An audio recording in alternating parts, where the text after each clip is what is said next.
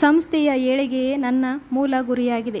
ನೌಕರರ ಹಿತ ಕಾಪಾಡುವುದರ ಜೊತೆಗೆ ಮಕ್ಕಳ ಶೈಕ್ಷಣಿಕ ಅಭಿವೃದ್ಧಿಗೆ ಆದ್ಯತೆ ನೀಡುತ್ತೇನೆ ಎಂದು ರಬಕವಿ ಎಜುಕೇಷನ್ ಸೊಸೈಟಿಯ ನೂತನ ಚೇರ್ಮನ್ ಬಸವರಾಜ್ ಎಂಡಿಗೇರಿ ಹೇಳಿದರು. ಅವರು ರಬಕವಿಯ ಎಂ.ಇ. ಪಟ್ಟಣ ಸಂಯುಕ್ತ ಪದವಿ ಪೂರ್ವ ಮಹಾವಿದ್ಯಾಲಯದಲ್ಲಿ ಏರ್ಪಡಿಸಿದ್ದ ಅಧಿಕಾರ ಸ್ವೀಕಾರ ಸಮಾರಂಭದಲ್ಲಿ ಮಾತನಾಡುತ್ತಿದ್ದರು.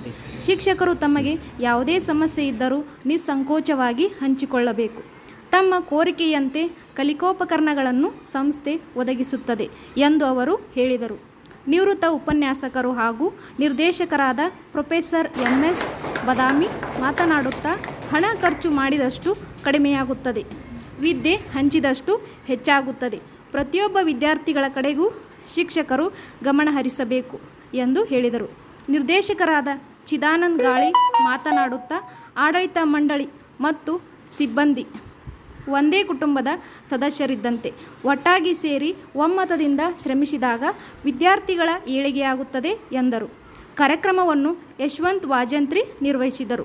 ಬಿ.ಎಸ್. ಪಾಟೀಲ್ ಸ್ವಾಗತಿಸಿದರು. ನಿರ್ದೇಶಕರಾದ ಈಶ್ವರ್ ಬೀಳಗಿ, ವೀರೇಶ್ ಹೊಸ್ಮನಿ, ಬಿ.ಎಂ. ಮಟ್ಟಿಕಲ್ಲಿ, ಚಿದಾನಂದ್ ಸೊಲ್ಲಾಪುರ್, ಎನ್.ಪಿ. ಬೋರ್ಗಿನಾಯಕ್ ಬಿಲವಡಿ, ಪದವಿ ಕಾಲೇಜಿನ ಪ್ರಾಚಾರ್ಯ ಆಶಾ ಮುದ್ದಾಪುರ್, ಪದವಿ ಪೂರ್ವ ಕಾಲೇಜಿನ ಪ್ರಾಚಾರ್ಯ ಬಿ.ಎಸ್. ಕಾಂಬ್ಳೆ, ಪ್ರೌಢಶಾಲೆಯ ಮುಖ್ಯ ಗುರುಗಳಾದ ಎಸ್.ಎಂ. ತಳವಾರ್, ಪಿ.ಎಚ್. ಪ್ರತಾಪ್ ಉಪಸ್ಥಿತರಿದ್ದರು. ಬಿ.ಜಿ. ದುಂಬಾಳಿ ವಂದಿಸಿದರು. ಇನ್ನಷ್ಟು ಏಳಿಗೆಯನ್ನು ಕಾಣಲಿ. ಹೊಸ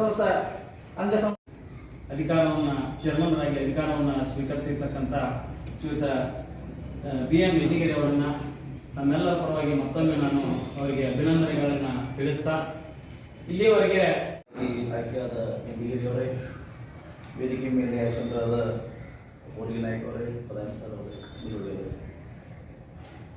ಎಂಡಿಗೇರಿ ಅವ್ರನ್ನ ನಮ್ಮ ಮೌಳಿ ಒಳಗೆ ಅವ್ರನ್ನ ಅಧ್ಯಕ್ಷರಂತ ಹೇಳಿ ನಾವು ಘೋಷಣೆ ಮಾಡಿದಾಗ, ಇಲ್ಲ ಎಂಡಿಗೇರಿ ಆಗಲಿ ಭಾಳ ಸೀನಿಯರ್ ಅವರು, 40 ವರ್ಷಗಳಿಂದ ದುಡ್ಕೊಂಡು ಬಂದಾರ.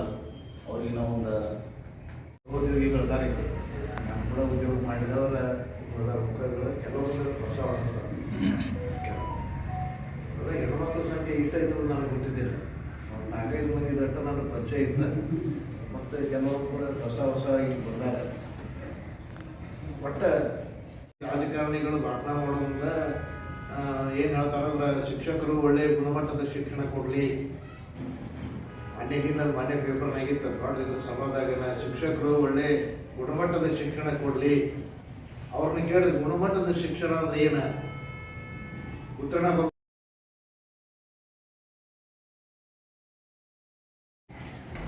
ನಾವೊಂದಿಟ್ಟ ಸಿಟ್ಟಿನ ಸ್ವಭಾವ ಎಲ್ಲರಿಗೂ ಗೊತ್ತೈತಿ.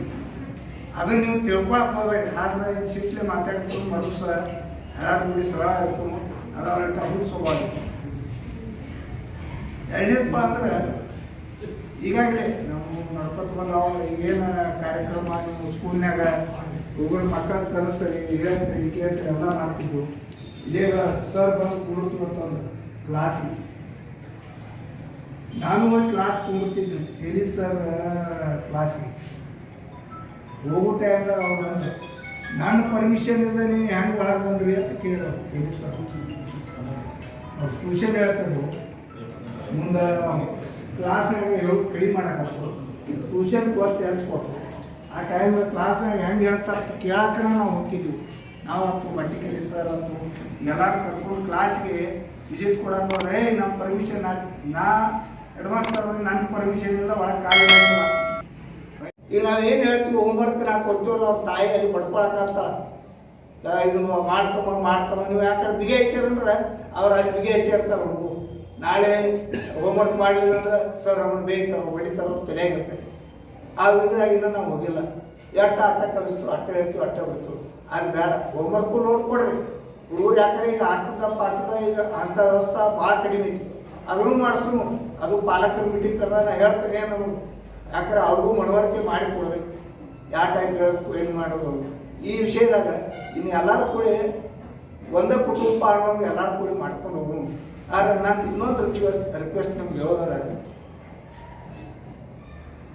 ಈಗ ಸ್ಕೂಲ್ ಚಾಲು ಏನಾಗ್ತೈತಿ, ಎಲ್ಲ ಶಿಕ್ಷಕರು 10 ನಿಮಿಷ ದೌಡ್ ಬರ್ರಿ, ಸ್ಕೂಲ್ ಬಿಟ್ಟ ನಂತರ 10 ನಿಮಿಷ ತಡ ಮಾಡಿದ್ರು. ಇದು ಒಂದ ನಾ ಮನಸ್ಸಿನಾಗ ಇಟ್ಕೊಂಡಿರ್ತನು, ಇದು ಒಂದ ನೋಡ್ತಿರ್ತನು. ಉಳಿತಿದೆಲ್ಲ ಸರ್ಗಳೆಲ್ಲ ಕೇಳ್ತಾರೆ ಹೇಳ್ತಾರೆ. ಇದು ನನ್ನ ಮನಸ್ಸಿನಾಗ ಐತಿ. ಯಾವತ್ತೂ ನಾನು ನೋಡತ್ತನು, ಆವಾಗ ಬಂದಾಗ ನಾನು ಮಾತಾಡತ್ತನು. ಅದಕ್ಕೆ ನಾನು ಮುಂದೆ ಆಗಂಗಿಲ್ಲ. ಯಾಕಪ್ಪಾರ ಸಂಸ್ಥೆ ಹೇಳ್ಬೇಕಾರ ಎಲ್ಲ ಥರನೂ ಬೇಕಾ, ಬರೀ ಬಸವಣ್ಣ ಕುರ್ಯಾಕ ಬರಂಗಿಲ್ಲ. ಅದಕ್ಕೆ ಎಲ್ಲ ಹೇಳಬೇಕು. ಆದ್ರೆ ಪೈಲಾದಂಗೆ ನಾನು ಆಗ್ತಿತ್ತು. ಯಾಕಂದ್ರೆ ಅವ್ರು ಮ್ಯಾನೇಜ್ಮೆಂಟ ಸ್ವಲ್ಪ ವೀಕ್ ಇತ್ತು. ಈಗ ಅವತಾನ ಕೂಟಂದ್ರೆ ಮಾಜಿ ಚೇರ್ಮನ್ ಹೇಳಿದ್ದು ನಾವು ಹೇಳಿದ್ರು ರೀ, ಪೂಜಾನಿಗೆ ಎಲ್ಲರೂ ಕೂಡಿ ಒಮ್ಮೆ ಅವತಾನ ಕೂಟ ಮಾಡೋದು ಮಾತಾಡಿದ್ರು ಸರ್. ಮಾಡಿಲ್ಲ ಅಂತ ತಪ್ಪ ಆಗುತ್ತೆ. ಈಗ ಕಾಯವ್ರು ಹೇಳಿದ್ರು ಅದು ಯೋಗ್ಯತೆ, ಎಲ್ಲರೂ ಕೂಡಿ ಕಾರ್ಯಕ್ರಮ ಚೆನ್ನಾಗಿ ಮಾಡೋನು, ಸಂಸ್ಥೆಗಳು ಚೆನ್ನಾಗಿ ನಡೆಸ್ಕೊಂಡು ನಾವು ನಿಮ್ಗೆ ಎಲ್ಲರೂ ಮ್ಯಾನೇಜ್ಮೆಂಟ್ ಪರವಾಗಿ ಹಾಕು, ಎಲ್ಲರ ಪರವಾಗಿ ನಿಮ್ಗೆ ಹೇಳ್ಕೋದಪ್ಪ ಅಂದರೆ ಎಲ್ಲರೂ ಕೂಡ ಒಂದು ಸಂಸ್ಥೆ ಚೆನ್ನಾಗಿ ಬೆಳೆಸಿ ದೊಡ್ಡ ಮಾಡೋಕ್ಕೆ ನಾನು ಹೇಳ್ಬಾರ್ದು. ವೇದಿಕೆಯನ್ನು ಅಲಂಕರಿಸಿರ್ತಕ್ಕಂಥ ಅಧ್ಯಕ್ಷರಾಗಿರ್ತಕ್ಕಂಥ ಯಾವತ್ತು ಊರಿನ ನಾಯಕರಿಗೂ ಕೂಡ